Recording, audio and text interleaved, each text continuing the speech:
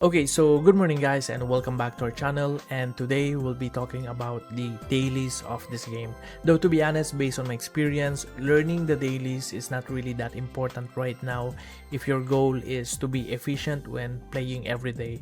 Because once you log into the game, you can actually just do whatever routine you want. You want to do AFK farming first before doing the main story quest or your dailies, that's totally fine. It's really up to you, like it's not that important because at the end of the day, there is always this server level cap that keeps all players around the same level every day. So the question is why I'm still creating this content. Well, this is just to give you a bigger picture of what the game currently looks like, especially if you're planning to invest time playing it. So the first thing that I usually do is just claim all the rewards. For example, here in the rewards tab, there are already a lot of things to claim here. Even the daily battle pass rewards are actually here, so I simply just claim all freebies here every day. And then here in the special event tab, there are also a lot of rewards here that you can claim every day. And then there's also another battle pass here called the Onsen Yukata battle pass, where just by simply logging in every day, you level up the battle pass and receive some rewards.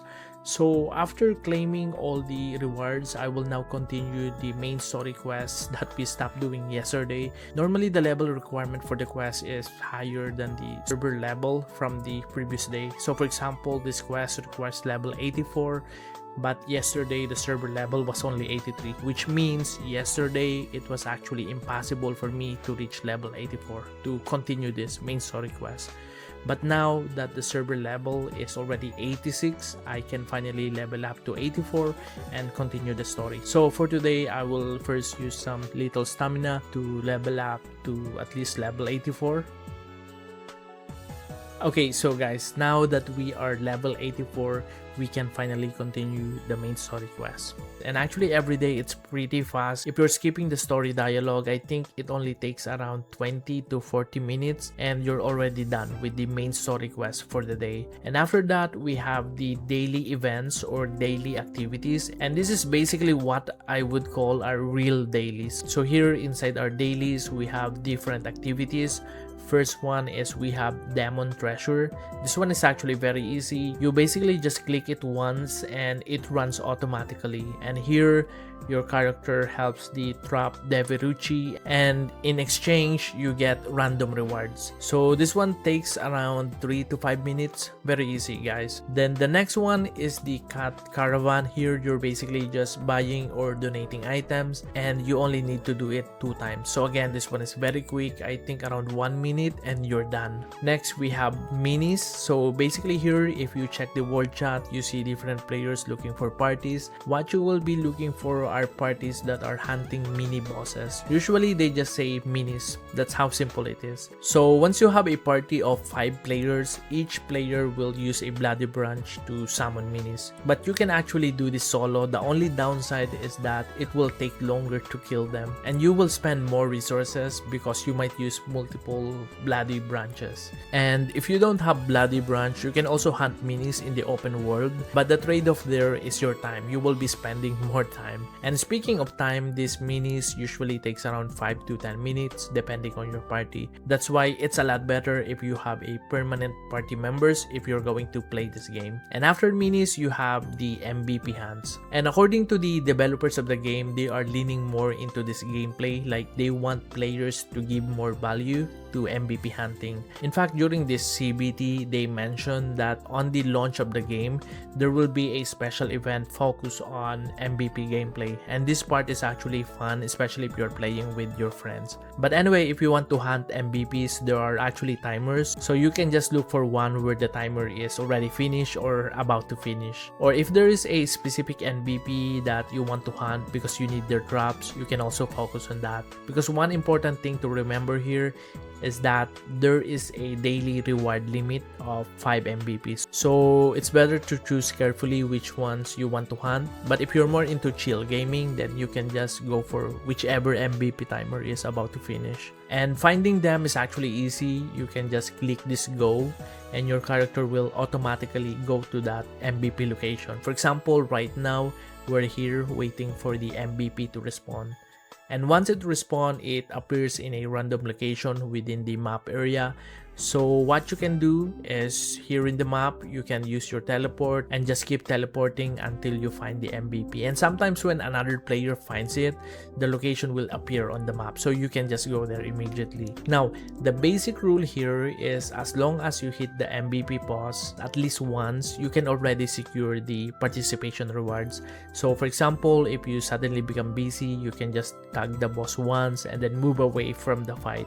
You just need to stay somewhere on the same map until the MVP is defeated. But if you want to be more competitive, it's better to join a party or have a permanent party and aim for rankings. And another tip here that I'm thinking is if you see that one of the top player is already here in this MVP location, sometimes it's better to stop hunting and let their party finish first their 5 MVP runs instead of competing with them. That way you have a better chance of getting higher rankings when you do your own MVP runs. But speaking of MVP rankings, there are actually specific rules for how the rewards are determined. Basically, once the MVP is defeated, all teams will be ranked based on their overall contribution. That includes the damage your team gave to that MVP, and also the damage your team taken, and also the healing done during that fight. And on top of that, there are also bonus points. For example, if your party lands on the first strike on the MVP, or if someone from your team gets the final blow, your team receives additional bonus points. But there's also a small penalty system, like if your character dies during the fight, it will slightly reduce your total score. So the final score is basically calculated from first strike points plus final blow points minus death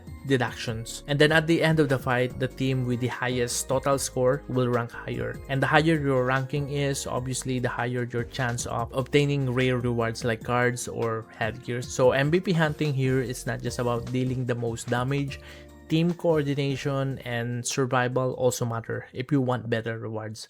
Another good thing about this game is that even if you miss an activity like this MVP hunting, you can actually still claim the rewards the next day through something called daily retrieval. But you will need to spend Eden coins for this. So if you have a lot of Eden coins, or if you find a good way to farm them through AFK farming, technically you could skip MVP hunting. But of course, it's still better to participate, especially if you want to compete for rankings. Now, after doing all these activities, you will start noticing that every activity gives this fire icon beside it. And these icons are actually what the game calls monster blessings. So our goal every day is simply to reach 100 monsters blessing. And once we reach that 100 mark, we can claim all the rewards here. And these rewards reset daily. And on top of that, guys, once you reach 100 monster blessing, you will also receive something like stamina called Monster Annihilation. This stamina is mainly used for AFK farming, but this one is not for leveling. It's mainly for farming materials or drops that you need. That's why you can see here that it says drops times 6. And if you enable this, you will see a notification saying that you won't receive XP, but you will get more loot instead. And the good thing here is that you get 7,200 stamina per day once you reach 100 monster blessing. And you can store it up to 50,400, which is basically up to 7 days. There's also another type of stamina that is specifically used for leveling, which is why you can see XP here. And I'll explain this system more later since it's also part of our daily routine. Now, going back to our dailies tab, we have something called commissions. So this is another daily activity you will do every day. Basically, you receive 80 commission tickets daily and you need to use them. And as you can see, there are different activities that consume these tickets. And the game usually recommends Anthem Trial and Hazy Forest. So on day 1, basically this is what we are going to do.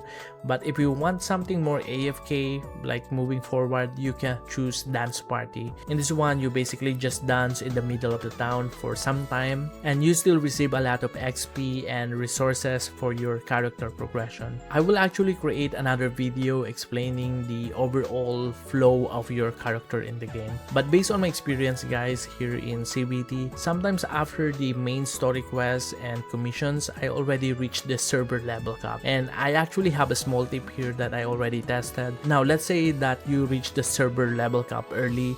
maybe because you use your stamina first before doing your dailies, and now let's say you're about to do your commissions. This is now the problem. Like, if you complete your commissions now, you won't receive any XP anymore because you're already at the server level cap. But if you don't use them, you will end up wasting your daily commission tickets, right? So guys, one trick you can do here in this kind of situation is to accept all the commission quests, but don't complete them yet. Just keep them until the next day reset. That way you already spent your tickets now, but you can finish the quest and receive the rewards the next day when the server level cap increases. So basically your commission the next day will feel like double. So that's just a quick tip, guys, that can save your resources in the game. Anyway, going back to our original daily routine, if you haven't reached the server level cap yet after finishing your main story quests and dailies, this is where you will start using your stamina for leveling. And I won't go into much detail about the stamina system because I already made a separate video explaining it in detail, so you can just check that video out. But usually this will be your basic early days daily routine. Then guys, as you continue leveling, there will be other activities that you might do every other day. For example, we have Helheim Nightmare.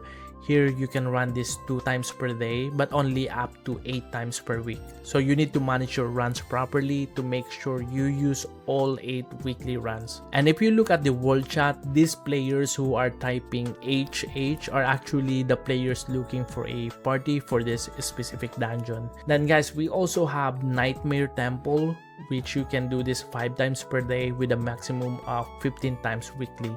So just like Helheim, this one is also something you might do every other day. So here in the world chat, whenever you see TON or NT, that usually means players are forming a party for this Nightmare Temple. But just a quick heads up, guys, for these dungeon runs, if you want an easier time or easier life finding a party, the best option is actually to play priest, bard, or tank. These 3 classes are usually the priority when players are forming a party based on my observation during this CBT. That's why this character, this champion, it's actually a bit harder for me to find a party compared to my tank character. Then guys, after that, we also have the Juperos Ruins.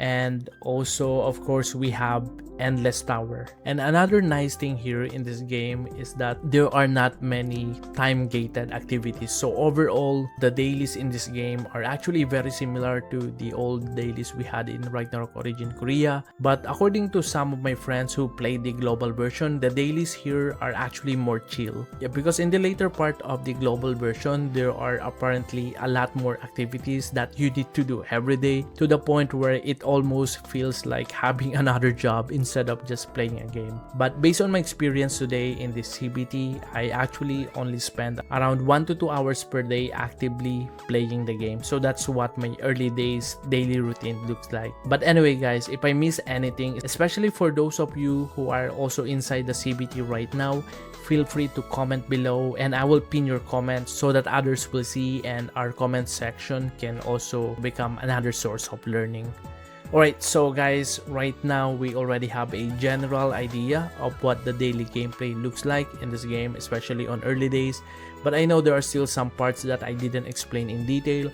For example, why we are doing certain dungeon runs and how they relate to our character progression. So I will create another video where we talk about the overall progression flow of our character. But for now, I still want to spend more time exploring the game and understanding more the bigger picture of this game. And just in case you're watching this later, maybe when OBT is already tomorrow, that progression timeline video that I'm talking about might already be finished. So you can just click the video that will appear on your screen.